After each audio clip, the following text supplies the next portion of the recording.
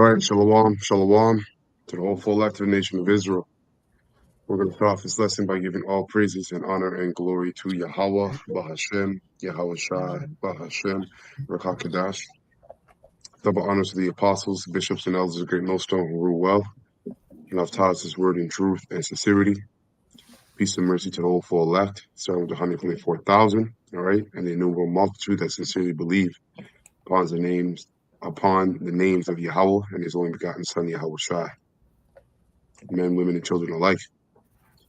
So in today's class, it's going to be another edition of Doomsday Prophecies.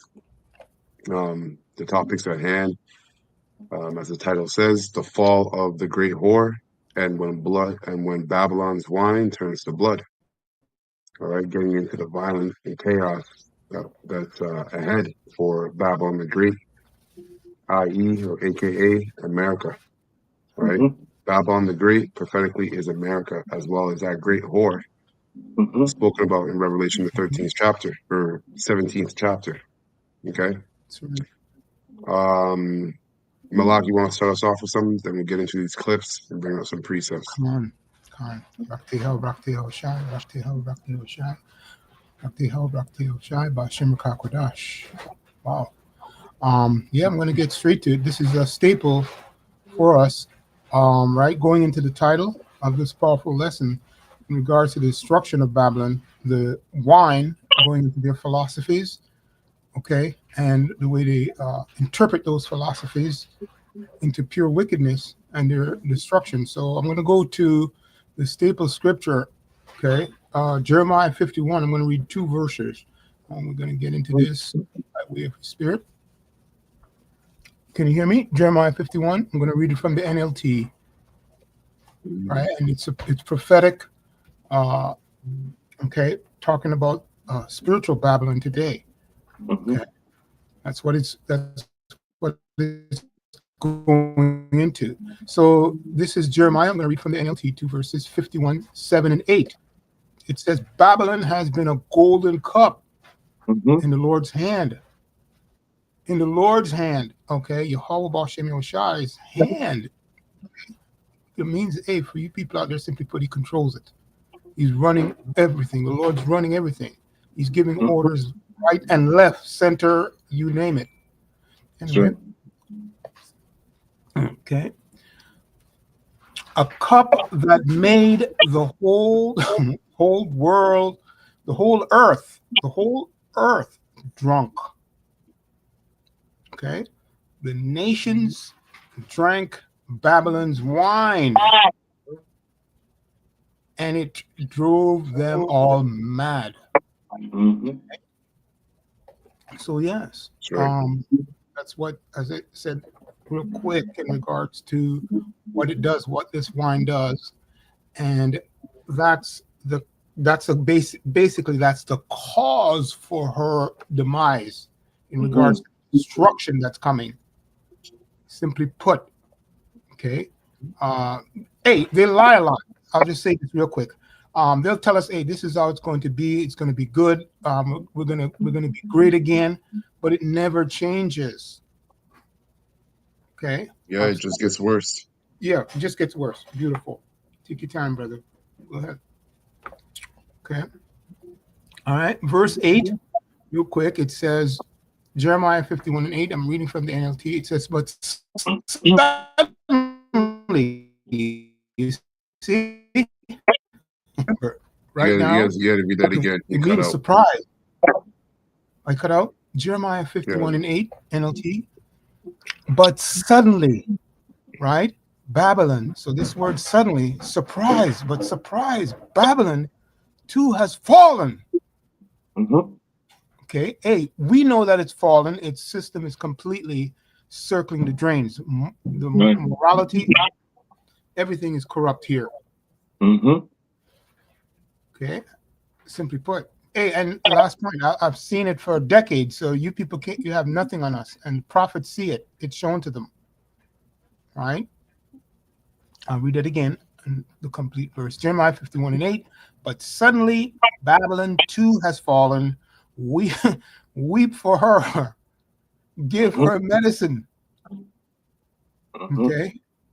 perhaps she can yet be healed. Mm-hmm. Balm for the pain, huh? God. Go ahead, brother. Yeah.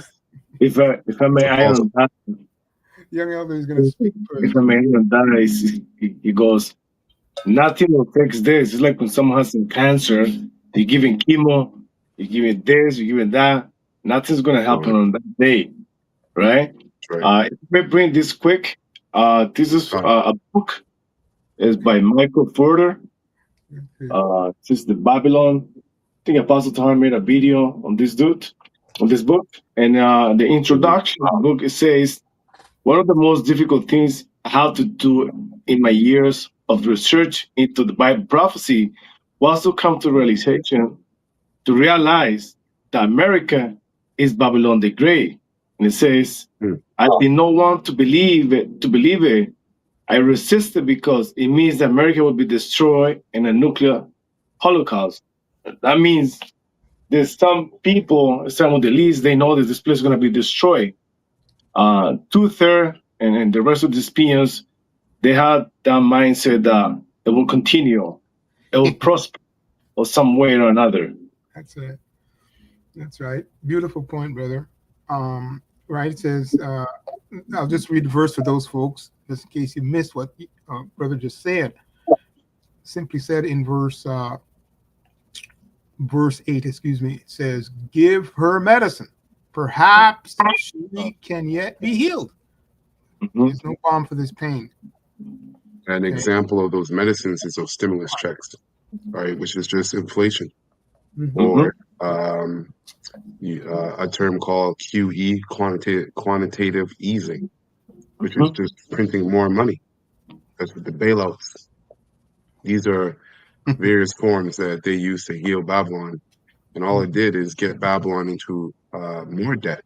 More America so. accumulated more debt. All right, Mhm. so there's a false sense of hope. All right, there's a false sense of hope in America that America is going to rise up again. America is going to be great, and now these nations, even the average American citizen outside of Jake, 'cause Jake is the only clown that doesn't understand that America is going down. Everybody else understands it. All right, Mhm. but they're clinging to a false sense of hope, where Jake is not even aware that it's going down. Okay, Mhm. um, and let me read this. I got something I want to read real quick. If you're done, Take Malak take time. Beautiful. Khan. This is I want to read this here. This is from chat. So it says here,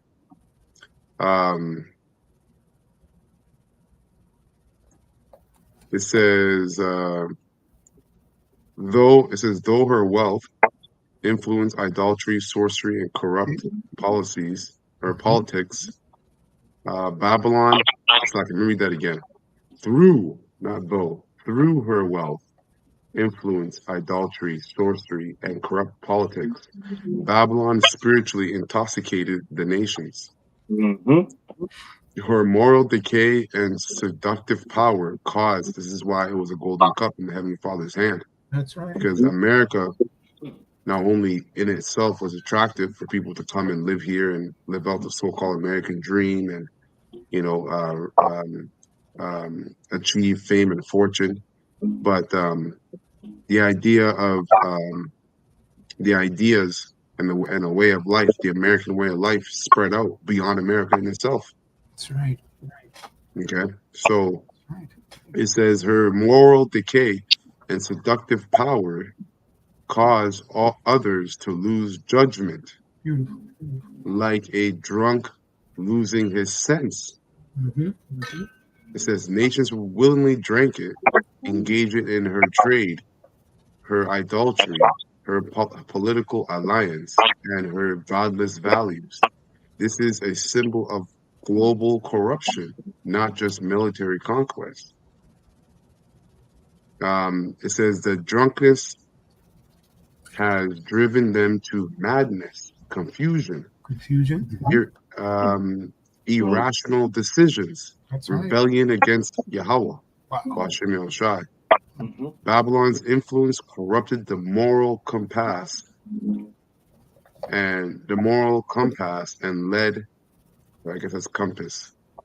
Yeah. Same thing. Babylon's influence corrupted their moral compass and Yeah. led them to destruction. Yeah. Okay. So basically, man, if I may read this again, it says Babylon, Jeremiah 51:7 NLT, Babylon has been a golden cup in the Lord's hand, Mhm. a cup that made the whole earth drunk. The nations drank Babylon's wine, and it drove them all mad. And this is why you're seeing, basically, within the world economies, instability. There's no stability in any of these economies worldwide. Why? Because they've gone crazy over the ways of Babylon, which they adopted and applied into their own economies, like capitalism. Capitalism is a farce, okay, and it's just a fancy way of saying step on whoever's head to get to the top, okay. Well, no morals or honor or any judgment, proper judgment. Verse 8, it says, but suddenly Babylon too has fallen. Weep for her. And this is the state that we're in right now. We are actually witnessing the fall of an empire, the American Empire. Beautiful. Okay. And it says Babylon suddenly, but suddenly Babylon too has fallen. Weep for her. Give her medicine, right? Perhaps she can be healed. And what's being found out is like, it's kind of like when you're sick, and Ashar kind of actually touched on this already. You have cancer, and what happens is you go for all these treatments, and at the end of it all, that patient dies. Why? Because none of those treatments end up working. So that's what we're seeing with America. America is going through all these different treatments, right, to delay its downfall, but all that's happening is falling even worse, more and more. Okay, the stable coin, all right, which there's nothing stable about the stable coin. It's really just a CBDC. That's right. All right. So it's inevitable. All right. America's downfall is inevitable.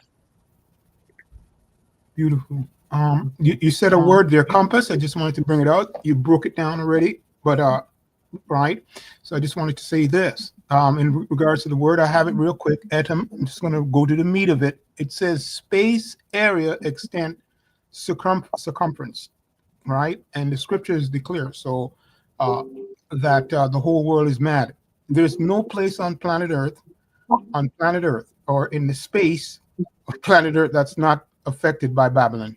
I'm just saying that for you simple ones out there, and people that's talking about I'm drinking enough coconut water and I'm good and this and that. You're tainted, man. Accept the fact. Okay, accept the scriptures. You better accept the power that's telling you that this has happened, and this system is finished. So yes, the word compass everywhere is tainted. I just wanted to bring that out because it used the word compass to explain that there's no space that is actually safe, even if somebody is telling you that Babylon has not been here. Okay. Anyway, that's all I got. All right. All right. So we're gonna get into these clips now.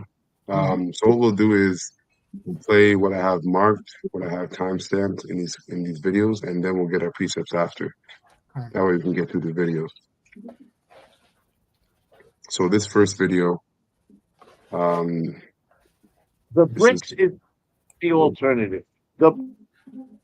This is from Richard Wolff. Once again, watch before they delete this. Anyways, Chasing Sharp. You can subscribe. Pretty insightful videos in terms of economics, world economics, geopolitical movements, and so on and so forth.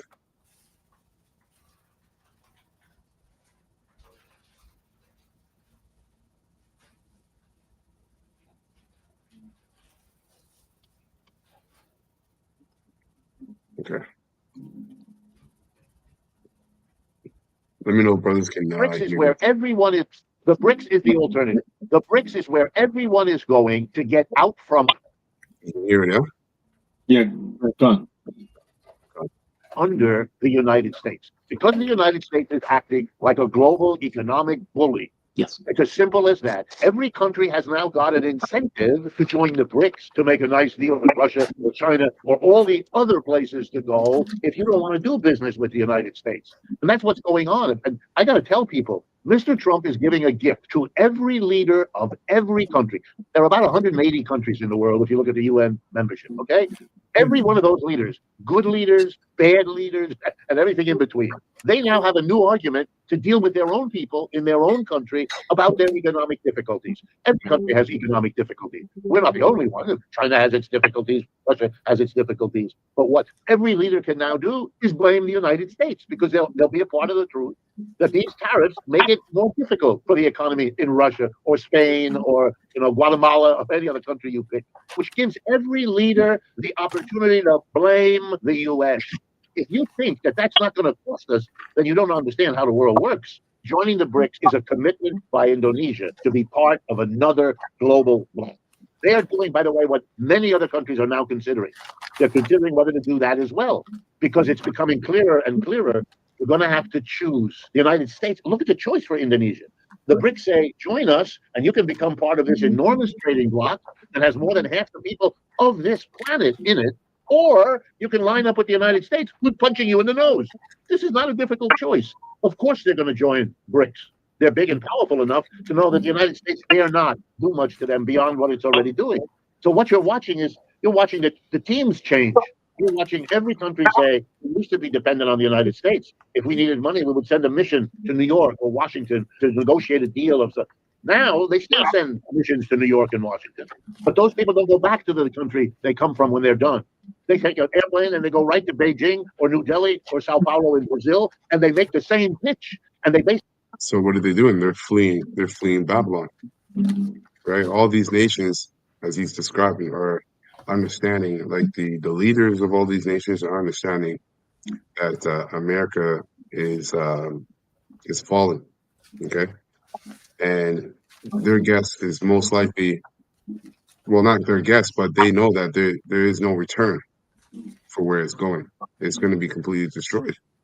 And all this is going to lead, as prophecy speaks, all this is going to lead to these nations getting together under the guard of Russia, right? Because Russia's the top. Under America, after America, and I'm pretty sure, if I'm not mistaken, Russia actually has more missiles than America, or is second to America, one or the other. And then China's economy is the number one economy in the world, or number two economy in the world, man.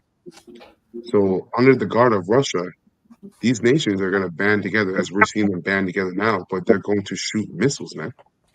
So Trump is going to do something. He's already pissing these people off. He's already pissing these nations off, man. And they're growing with anger. But he's going to do something that's going to cause them to, you know what? Yo, send those missiles, man. Send those missiles.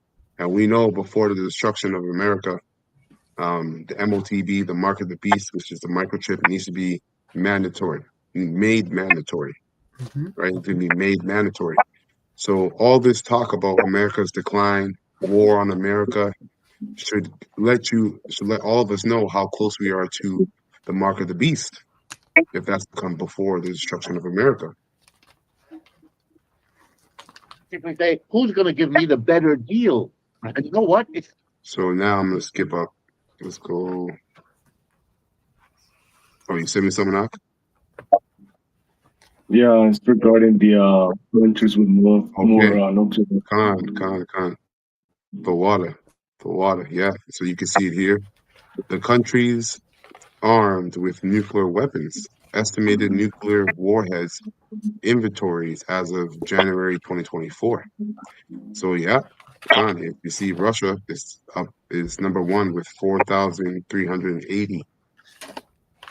Okay, United States 3,700 basically, and then China 500. So, hey, when the scriptures say that Gog and Magog, all right, which is prophetically speaking about Russia, will be a guard onto them. Well, now you can see why, because Russia is leading almost by 1,000 missiles. They're leading in terms of nuclear warheads, man. Beautiful. The water. So let's go skip up here.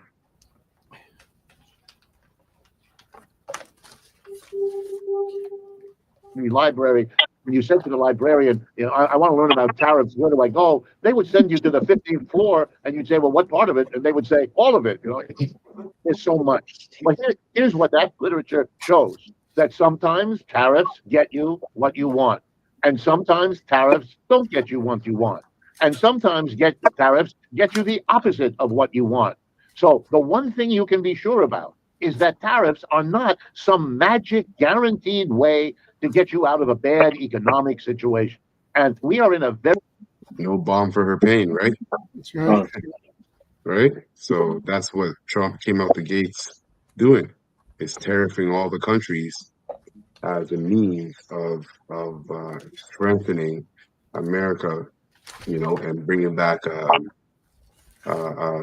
actually bringing in money into America. But it didn't. You heard this guy just explain. Tariffs don't do that.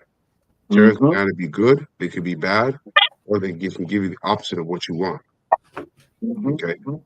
And in this case, people want America to survive, and tariffs are really just doing the opposite. Okay, of exactly that. very bad economic situation, which the people who run this country dare not admit. There you go again, like the Epstein story, right? There's obviously stinking mess over there, and we're supposed to pretend, oh, there's no stinking mess over there. And you all know there's a stinking mess. You don't know the details, the stinking mess, but we know enough. Well, the same thing with tariffs. So the president, the tariffs will do this. He can't know that. Nobody can know that.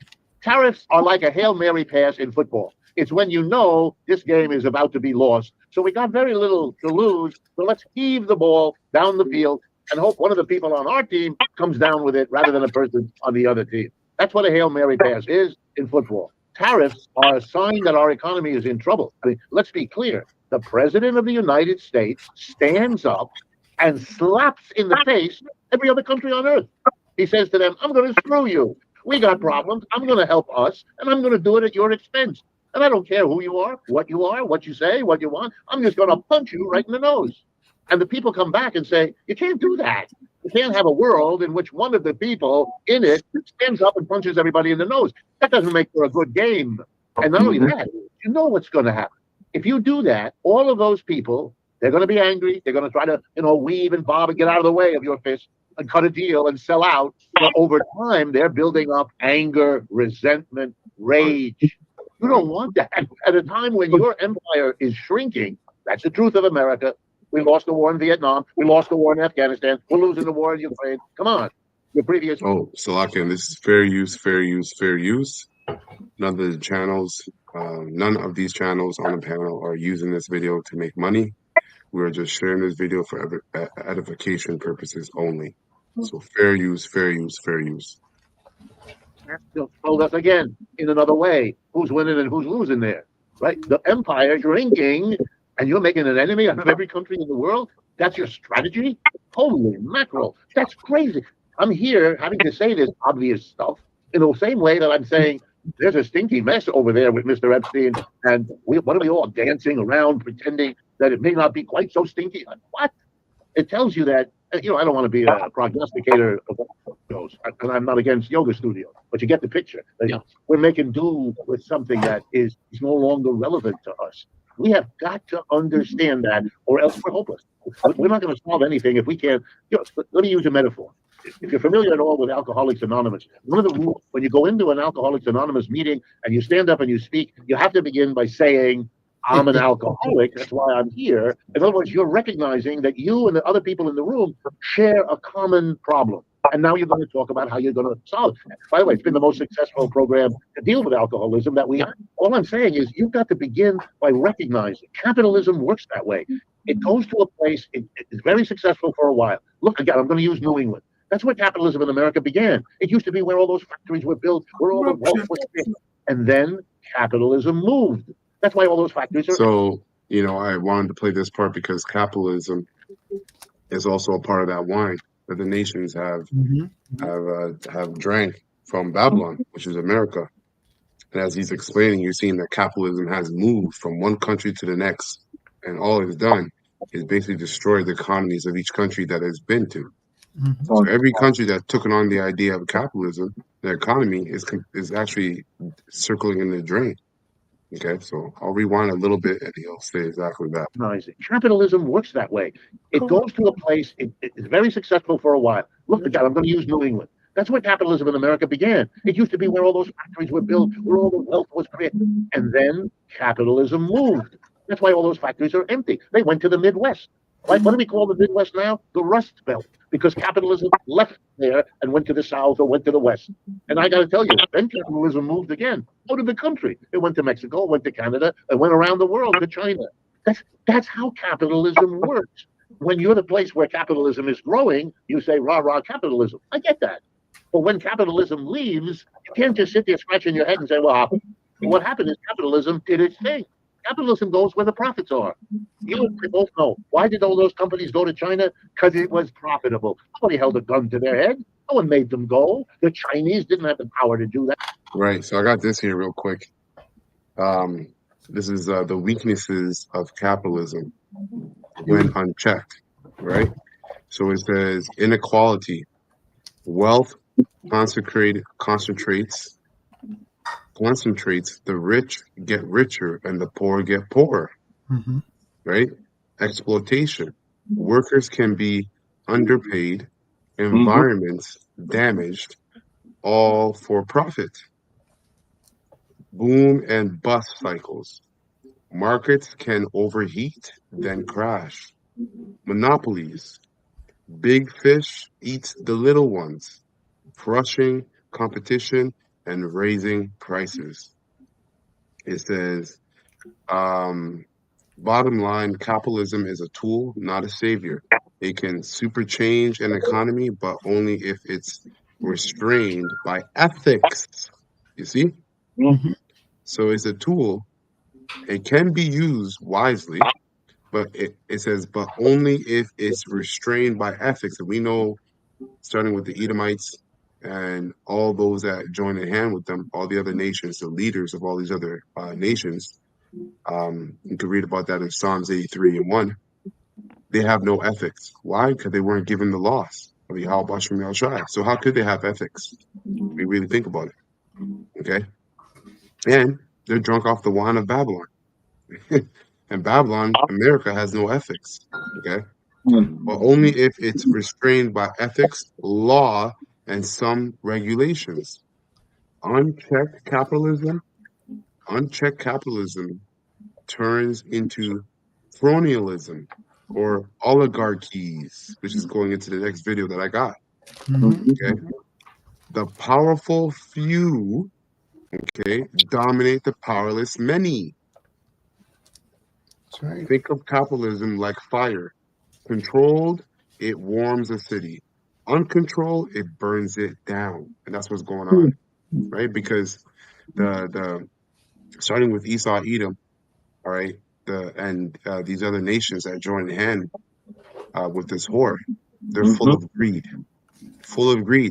consumption, and the people of their countries are in the same spirit, right? The scriptures say, "As the king, so the people." They're also full of consumption. That's right. All right, so we can get our precepts now. Mhm. I got one real quick. I Mhm. know you brothers got one too. So I'm gonna get Revelation.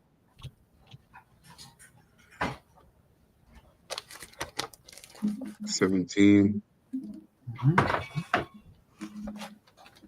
and I'll start from 1. I'm actually gonna get to the King James.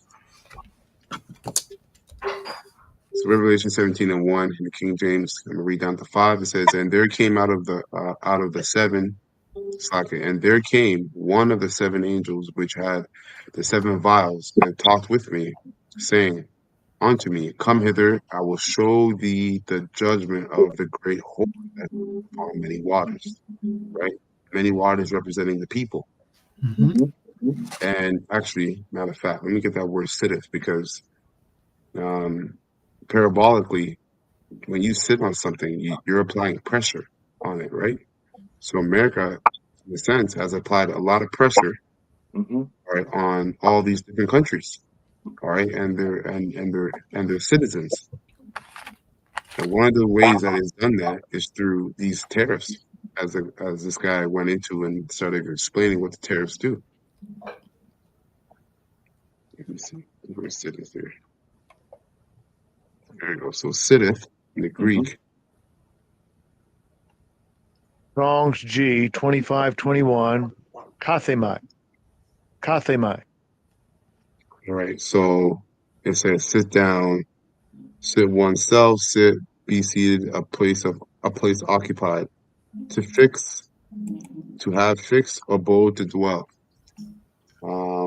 Strong's definition: sit down, figuratively, remain, reside, dwell, sit upon, sit down. Okay, well, you get the point, though.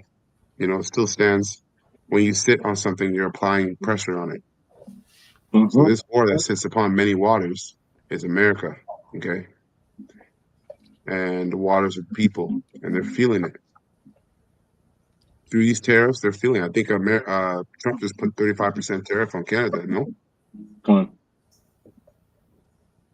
So, continuing on, Revelation 17:2, it says, with whom the kings of the earth have committed fornication, and the inhabitants of the earth have been made drunk with the wine of her fornication, right?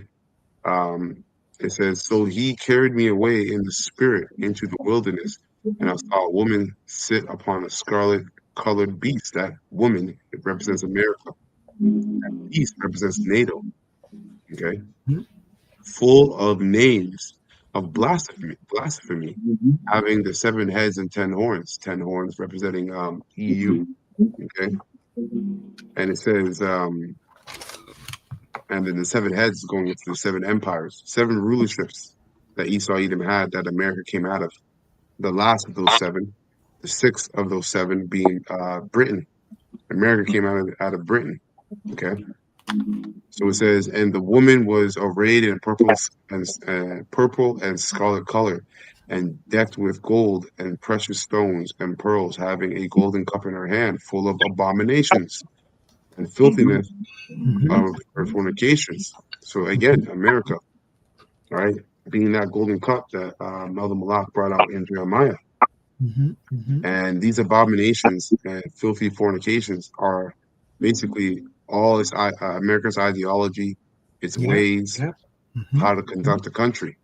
And all these other countries have adopted these ways. And what they've done is they've gotten drunk, which means they didn't apply any balance to what they were doing.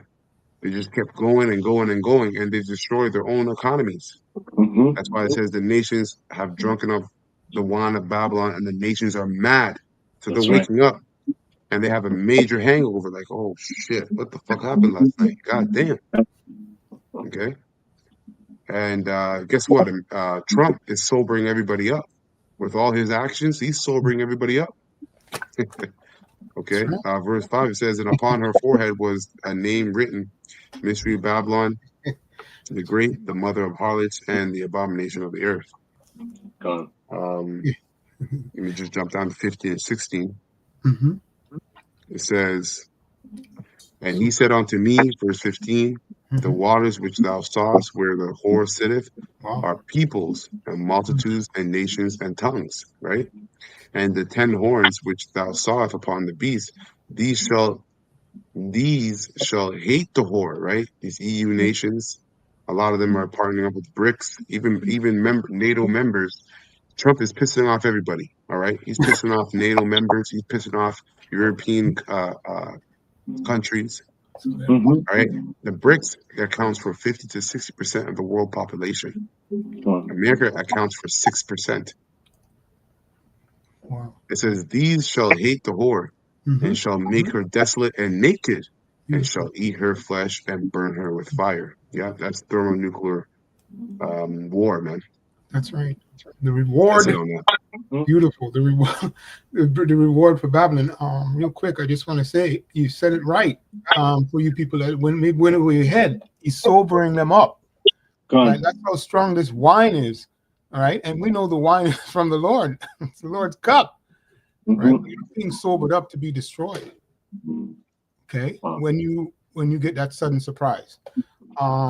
Real quick, I'd like to go to the book of Ezekiel on this, because that's how this goes into how strong the wine is, because the Lord allowed the influence to come into the courts of Israel.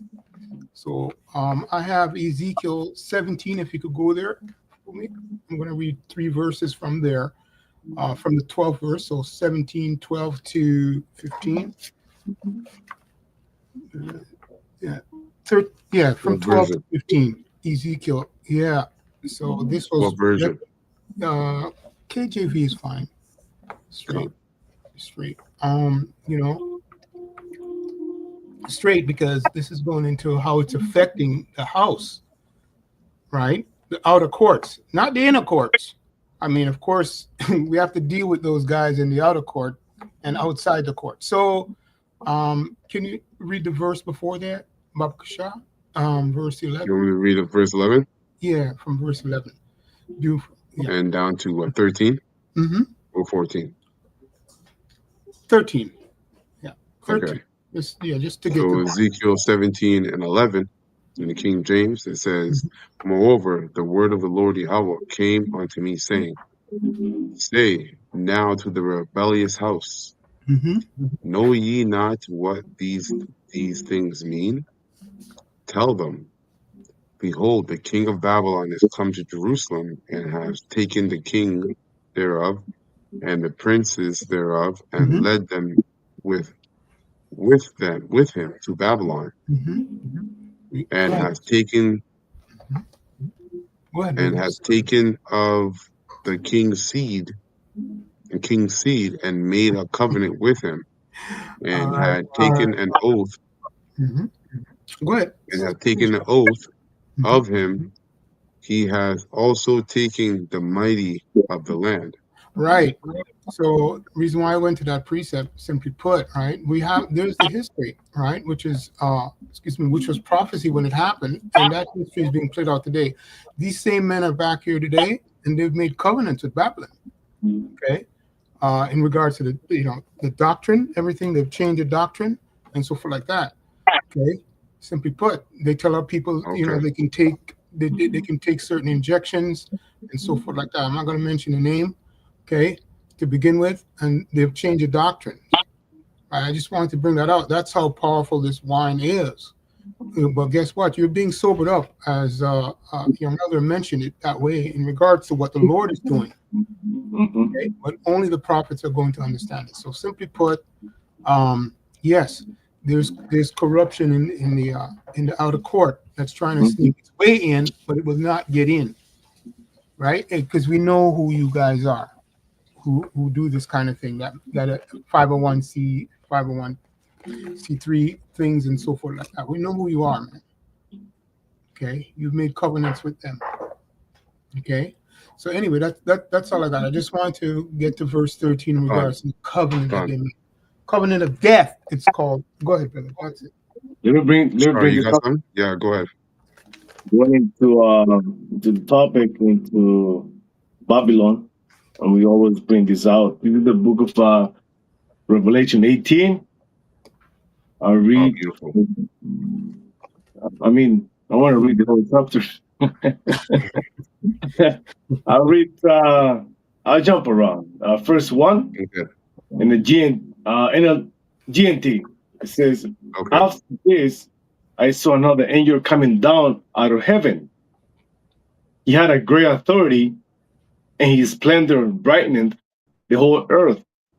Verse 2, he cried out in a loud voice, she has fallen, the great Babylon has fallen. And the elder read it on Jeremiah 51. Mm-hmm. It reads, she is now haunted by demons and unclean spirits. Right? And we see that place is falling by the minute. All kinds of filthy and hateful birds live in her. Yeah. Verse Yeah. 3, This is after the destruction. destruction comes. After the destruction of America, you're gonna have all kind of weird animals, Mhm. wild animals, spirits inhabiting that land. America, which will be a desert after it's pelted by missiles. That's right. And all those spirits and animals are actually what we call it, like a foreshadowing of the people that were living there in the first place. Beautiful, beautiful. There you go. The winds, the four winds are being held, but only the prophets can see that it's real, that it's held in check, and it will be let loose. Beautiful, beautiful. It reads, verse 3, for all the nations have drunk her wine, the strong wine of her immoral lust. Yeah. The kings of the earth practice sexual immorality with her, and the merchants, we already know more, and the merchants of the world grew rich from her unrestrained lust. Yep. And you know, those sexual immoralities also go through these these P rings, right? Yeah, you have global P rings that every nation is a part of, man. And they go to the same parties. You think Epstein Island was a major thing? That's minor compared to what the top wicked leader are doing underground in their underground bunkers, man. Their underground cities. So, wow. You know, so yeah, they've committed adultery, right? With their passion immorality. I have it here in the NLT, but what did you say was the word in the GNT Act? Unrestrained lust.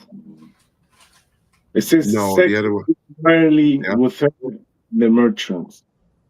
Yeah, but yeah, there's sexual immorality. Morally, That goes into that goes into these P rings, okay? See? All these different parties that they do, all the nations are partaking with America and really Esau. Okay, because Esau's new Bozrah, right? Esau's prophetic Bozrah is America. That's right. Let me jump on verse 5. It says, when sins are piled up as high as heaven, and Yahweh remembers her wicked ways, treat her exactly how she has treated you, pay her back double for all she has done. So the judgment that's coming to this place is you cannot imagine, and the magnitude. Fill her cup with drink twice as strong. As she drinks, she prepared for you. Let me see, jump up verse 8. Because of this, in one day she will be struck with plagues, disease, grief, and famine, and she will be burned with fire, because the Lord Yahweh, who judges her, is a mighty one. I want to read. Can I read 9 and 10? Let me say this before you go on. Verse 9. Hold on, let me just say this real quick. He that killeth with the sword must be killed with the sword, right? And it says also, he that leadeth into captivity shall go into captivity, right? I said it the opposite way around, but if you put it mean the same thing, and it's already broken down. Go ahead, brother. Continue. Verse 9, the kings of the earth who took part in her immorality and lust will cry and weep over the city when they see the smoke from the flames that consume her. They stay a long way off because they are afraid of sharing her suffering. They say, how terrible, how awful, this great and mighty city Babylon, in just 1 hour you have been punished. So you always say 200,000 million missiles, right? And you know who's going to be crying the most, really, when you think about it, is all these corporations. All these various corporations that were able to, set up a corporation in China, and an American company set up in China, to build whatever. Let's just talking, right, for sake of conversation, make PS4s and Xbox and Xboxes. It's like pennies on a dollar to make it over there in China, but then you sell it in America for 5 times, 10 times the price. So you were making tons of money. So the people that are really going to be crying and upset about America being destroyed is really these mega corporations, because they were living luxuriously off of the consumption, right, of American people. The average American, all they know is consume. That's right. Consumerism, right? That's the thing. Consumerism. That's all they do. So the more consumerism you have in a place, the more money you can make. So that's why these people were doing. These nations, these mega corporations were making tons of money because of the consumerism in America. Going into verse 11 and 12, the merchants also could be right now how ISIS putting those high tariff in these countries, and they want to do business with her. But in that day, they're going to be crying because this is the only way they got rich, like the Moabites and the Elamites, right? Yeah. Yeah, that was the point. So I got this here real quick. I mentioned the word. I'm going to skip down here in the same chapter. Verse 15, I got an NLT. It says, the merchants who became wealthy by selling her these things, right, will stand at, and the merchants are going to those mega corporations, okay? And then on down, will stand at a distance, terrified by her great torment. They will weep and cry out, how terrible, and how terrible for that great city. She was clothed in finest purple and scarlet linens, and decked out with gold and precious stones and pearls. In a single moment, all the wealth of the city is gone, and all the captains of the merchant ships, right, and their passengers and sailors and crews will stand at distance. Again, the modern day merchant ships, even though you do have merchant ships, all these ships that fly across sail across the ocean and bring in all your cargo into America, these are owned by people, man. Top wealthy men. They're making hundreds of millions of dollars off of these ships going back and forth shipping cargo. That's right. So when that can't happen anymore, they're gonna be like, shit. They're gonna be worried. They're gonna be because remember, they're also living a lifestyle based upon how much money they're making. So when they can't make the same amount of money anymore, their lifestyle has to dip. Okay. So verse 18, it says, I'll finish 18. It says, and all the captains of the merchant ships and their passengers and sailors and crews will stand in a distance. Yes. They will cry out as they watch the smoke ascend, and they will say, where is there another city as great as this? You know what that means? Where is there another city that has the spirit of consumerism on them, like America? Okay. When you really think about it, all the other countries in the world, yeah, every country consumes, but there's no country on the planet that consumes like America. They just consume. That's why I think 30% or 40% of Americans are obese. If that doesn't show you the spirit of consumerism, I don't know what does. So true. Verse 19, it says, and they will weep and throw dust on their heads and show their grief, and they will cry out, how terrible for that great city. The ship owners became wealthy. By transporting their great, see, this is what I just said, the cargo ships, by transporting her great wealth on the seas. In a single moment, it is all gone. Wow. Gone. Let me say, as we're getting closer to Jacob's trouble and the end of this place, and when you said it yourself, how this place, it consumes so much shit that it's hard to understand And in that day, they're gonna be thinking, "I wish I could have that. I wish I could have saved what I throw back." In this year. Because the amount of food this man wastes in this place That's right. is on a different scale, man. Con. Yeah, you're right. The waste is crazy. He wastes a lot of food, man. It's true. It's true. Wow. Got That two more one. verses. I'll finish it. Oh, Go take ahead. your time. Take your time. No, take your time. No, go ahead, All brother.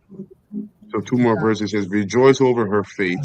Take your time. Rejoice over her fate, O heaven, and people of Yahweh, Bashim Shai, and apostles and prophets. For at last Yahweh Bashim Shai has judged her for your sakes, man. Beautiful. Call out Yahweh Bashim Shai, because this is where we're oppressed. America, that word goes into bitter, man. This has been the most bitter oppression of all our oppressions. You know, talking Absolutely. about feminism. Feminism in alone in itself, dealing with that is bitter as hell, because it doesn't just touch you. It doesn't just affect you in one aspect of your life. It doesn't just affect you in your marriage. It affects you in the job force. It affects you. It affects you in the courthouses. It affects you everywhere, really, because everything's given to the woman. Everything's allocated to the woman over the man, but yet the man is stronger than the woman. How does that make any sense? That's right. Anyhow, so it says, "Rejoice over her fate, That's right. O heavens and people of Yahweh, Beautiful. and apostles and prophets, for at last Yahweh Bashim Shai has judged her for your sake." Then a mighty angel picked up a boulder the size of which is a millstone, the size of a huge millstone. He threw it into the ocean and shouted, "Just like this, the great city Babylon will be thrown down with violence." Right? And that goes into the second half of this video, where the wine turns into blood. You see? Because that's what's going to happen. These nations are going to sober up, and they're going to be vexed about the night they had with Big Shirley, which is America. Okay? And they're going to be vexed. And that wine, all right, that they've been drinking is going to turn into blood, which represents violence. Through the fall of the Babylon, you're going to have all kinds of chaos, class wars, race wars, all right, civil unrest all over the place. Okay, so Babylon will be thrown down with violence, and will never be found again. Okay, now I got this here. I used the word consumerism, right? So in the chat, what's consumerism? It says at its root, consumerism is a social and economic order that encourages people to acquire goods and services in ever increasing amounts. That's right. It's not just about buying what you need. It's about being defined by what you buy. You see? So if you don't got the latest this, the latest watch, the latest handbag, the latest shoes, guess what? The mindset is that you're nothing. You're not really of any importance. Okay, so people spend their wealth on vanity. You 12-hour shifts, 8-hour shifts, just to spend your wealth on vanity. That's consumerism for you. It says the core ideas behind consumerism: happiness equals stuff. The belief that personal well-being and social status are tied to material possessions. That's right. More is better, never enough, never bigger, trendier, flashier. Short product lifestyle, planned obsolescence. Planned obsolescence. Companies want things to break or go out of style, because you can't make money if something lasts forever. So you gotta give it a shelf life, so to speak. It can only last, like the iPhones. If you were in 2025, you still have an iPhone that was created in 2022, 2023, you're way behind. Your phone's not even working properly. And that forces you to do what? To go buy the next new phone, the next new iPhone. So it says market overload. Billions spend making you feel inadequate unless you buy this. All right. And here it goes into the cons of consumerism. Debt and financial stress, like Christmas. That's consumerism. Oh, That's a major holiday in time for debt and financial stress. All the gifts you have to buy while you're hearing all these different Christmas carols in your head. Okay, like a broken record. You can't get no sleep. You're behind this, behind that. Yep. That's stress, man. And Dwadi, how about you, shot for waking us up, oh, you wow. know, and Oh, it's the truth, man. That was a stress in the world, man. what? Especially if you're a father, right, with children, man. So it says debt and financial stress. Chasing products often means chasing credit. Environmental damage, waste, right? Ashar, you were bringing this out. So um,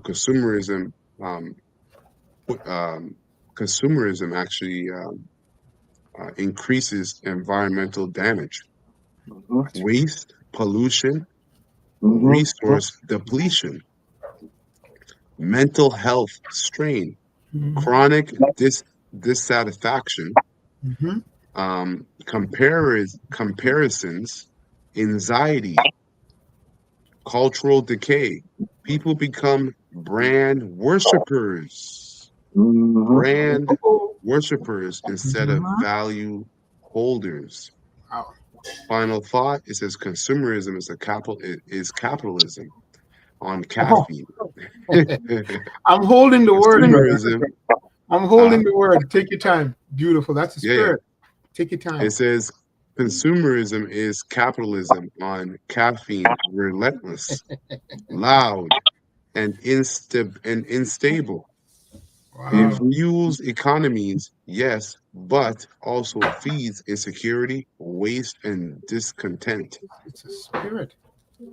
It's a spirit, exactly. It's a demon. Yep. It says, as the old saying goes, we buy things we don't need with money we don't have to impress people we don't like. True. Yep. Wow. Wow. Wow. Wow. Okay, so let me get this priest. Oh, you go ahead. I know you have. You want me to bring it? Okay. Capitalism. Yeah, get the meat. Get the meat. Right, got you. Happy Capitalism. There's a radio station up here which I will not name. When they go into this same thing that you just spoke about, they always say happy capitalism. So here it is, as a noun. It says the condition of having capital. Right, the meaning political economic system which encourages capitalist is recorded from 1872 and originally was used despairingly by socialists. The meaning, here it is, concentration of capital in the hands of a few, the power of influence of large capital. So yes, you merchants, you that where the power is, you're going to feel it the most. This side and also worldwide, but mainly from this side, what Young Elder was going into. That's why I wanted to bring that out. So yeah, happy capitalism to you. Yeah. And what can you reward that that's coming with it? Go ahead, brother. Ron. Real quick, I'm going to read this. It's a little bit of insight from Revelation 18,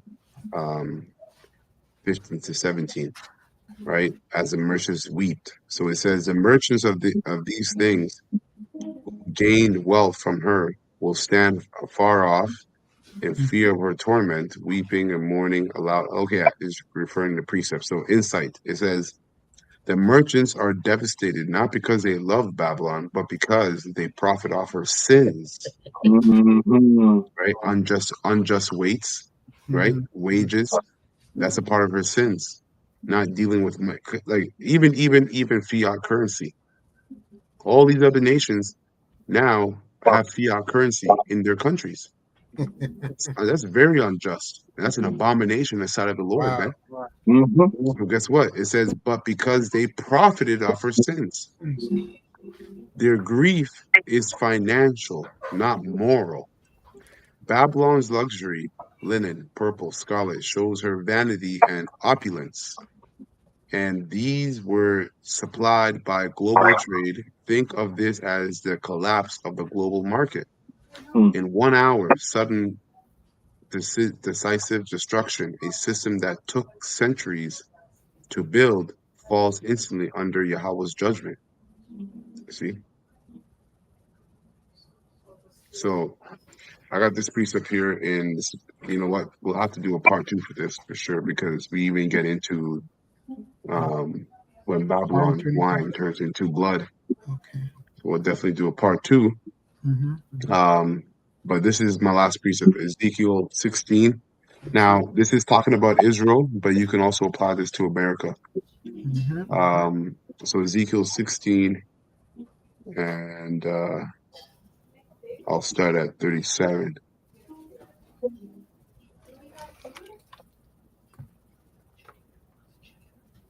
Oh. I may get this in NLT. So Ezekiel 16 and 37 says, this is what I'm going to do. I'm gathering together all your allies, the lovers with whom you have sinned, both those you love and those you hated, and I will strip you naked, right, in front of them, so they can stare at you. That's what's happening with America right now. America is being stripped naked, and everybody's looking like, oh shit. That's right. That's why you see all these nations banding together with BRICS. Okay, and pursuant to Revelation 17, and I think 17 and 16, where it said they will strip the whore, right? They'll strip her naked, which means this whore is being uncovered. All the wickedness and folly, right, that America was built upon is being uncovered. Okay, is being exposed. It says, I will punish you for your murder and adultery. I will cover you with blood in my jealous fury. Okay, it says, then I will give you to these many nations who are your lovers, and they will destroy you.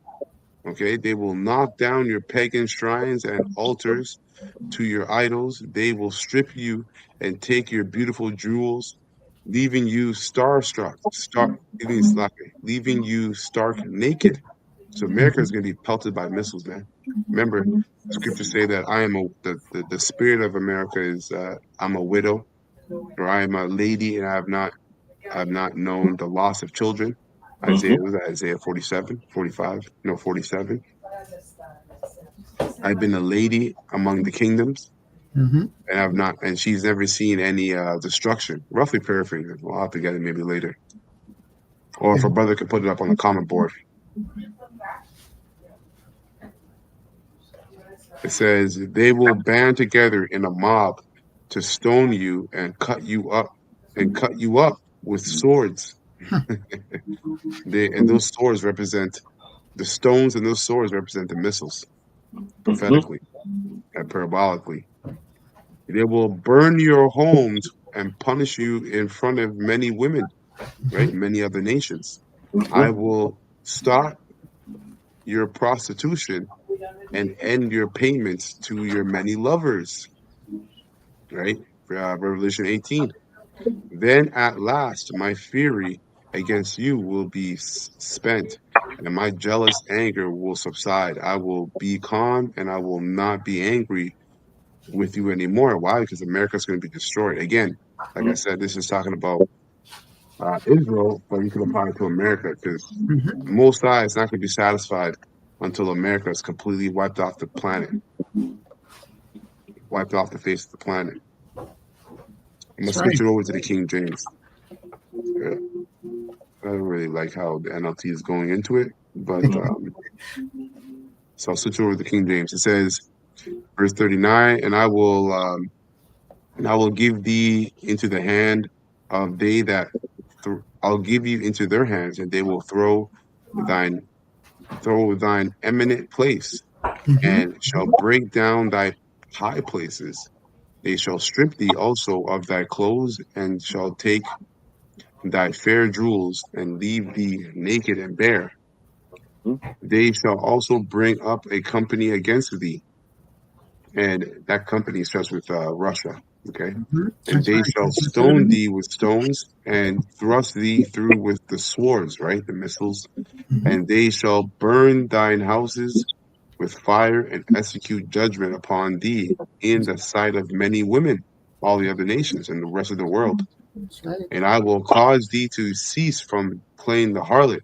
Thou, and that's a spirit, because Revelation 17 talks about that great harlot That's correct. that sitteth upon the beast. Mm-hmm.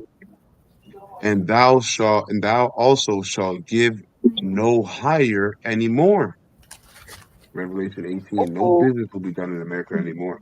So will I make my fury towards thee to rest, and my jealousy shall depart from thee, and I will be quiet, and I will no more be angry, because thou hast not remembered the days of thy youth, but hast fret me in all these things.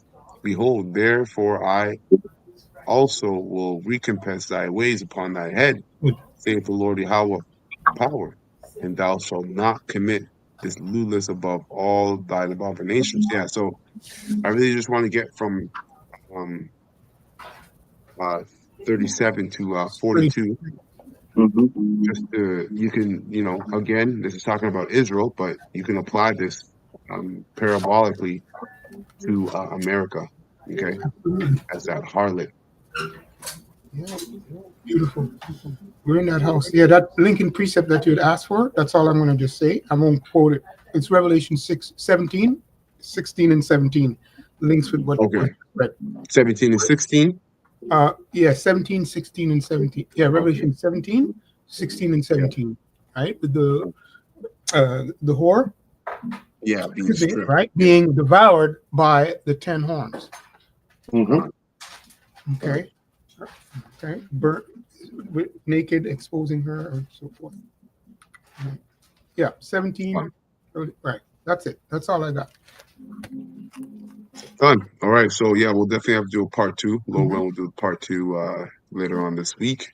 We're gonna close up. We're gonna give all praises and honor and glory to Yahweh, Bahashem, Yahushai, Bahashem, Ekakodash, the bonus, the apostles, bishops, and elders, a great millstone who rule well, and have taught us His word in truth and sincerity, and peace and mercy to the whole full elect.